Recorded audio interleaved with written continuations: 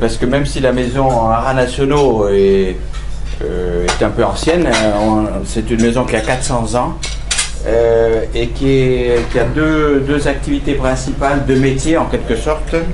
Le premier, c'est celui de vendre de la génétique de chevaux, et par dérivation un peu tout ce qui touche autour de l'éducation, l'entrée en vie du cheval jusqu'à ses premiers pas dans la vie active ou professionnelle.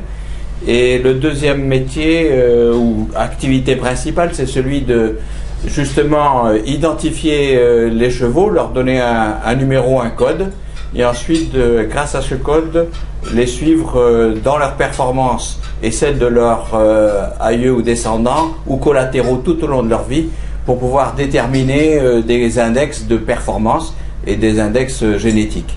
À partir de là, on diffuse donc des connaissances sur l'amélioration de la vie du cheval. C'est un peu le sens d'un institut technique du cheval qui est hérité d'un patrimoine un peu lourd. Hein. Nous avons 17 monuments historiques tout autour de la France. Certains les ont peut-être déjà croisés. Sinon, dépêchez-vous parce que comme l'ensemble des monuments historiques, vous savez que en ce moment ils ne font plus trop long feu.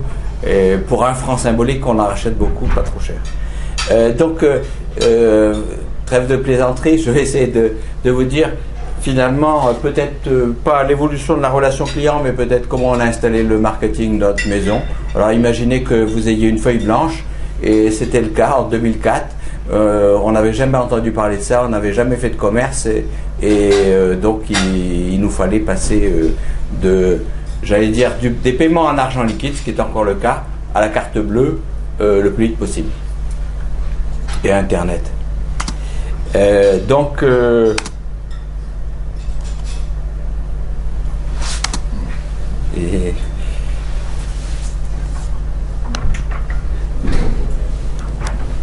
c'est un petit peu ce trajet-là qu'on va essayer de refaire, et alors comme toutes les histoires, elles sont très belles quand on les refait, et donc je me suis permis de la refaire, celle-ci aussi. Et donc du coup j'ai fait un tableau très simple avec une petite colonne dans laquelle j'ai noté après coup ce qui m'a semblé important pour le passage, ou au contraire pour les freins qu'on a eu à l'installation d'un certain nombre de choses. Alors la première des choses qu'on a commencé à faire, et vous voyez que c'est vraiment du basique, c'est d'établir des catalogues et de réunir des tarifs, parce qu'on ne les avait pas, et donc organiser par gamme. Ce qui m'a donné autorité, c'est de garder la clé des tarifs.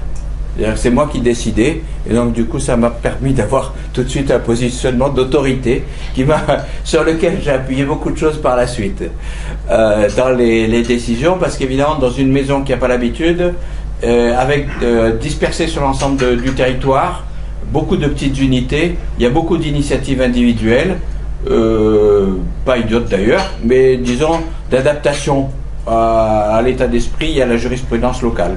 Donc il faut constamment les rattraper pour les faire revenir vers le centre. On était parti d'un système qui est difficile à inverser, c'est celui de j'arrose des informations à tout le monde, et puis on verra bien ce que ça fait. Donc on envoyait des catalogues à tout le monde, et en grand nombre, et puis on attendait. Alors heureusement d'ailleurs on avait des collectionneurs, il y a des gens qui gardent mes catalogues d'année en année, parce qu'il y a des belles chevaux, des belles photos de chevaux, mais je suis pas sûr qu'ils fassent grand chose d'autre. Mais enfin bon, ça permettait de les revoir 2 ou 3 ans après, en lui demandant, il dit ce cheval il est toujours là.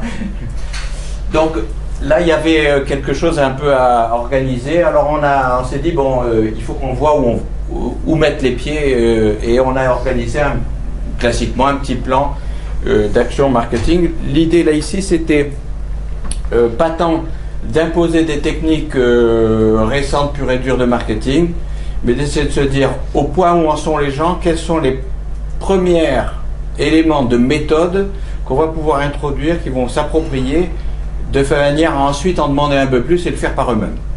Donc le plan est très bien parce que ça permet de dire voilà ce que j'ai fait, voilà où j'en suis, et l'année suivante de dire mais on a déjà fait tout ça, et donc c'est très encourageant ce système.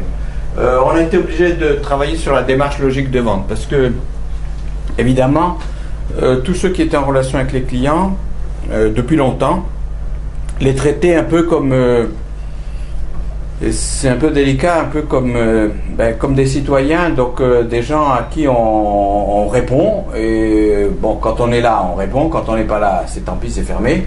Et puis, vous connaissez le système un peu de service public, et en plus, on a beaucoup de mal à leur dire qu'il faut payer après.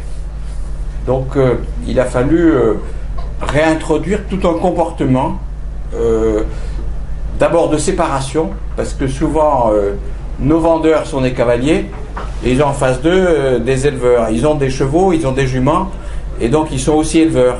Et donc c'était assez difficile de séparer ce comportement dans les deux communautés.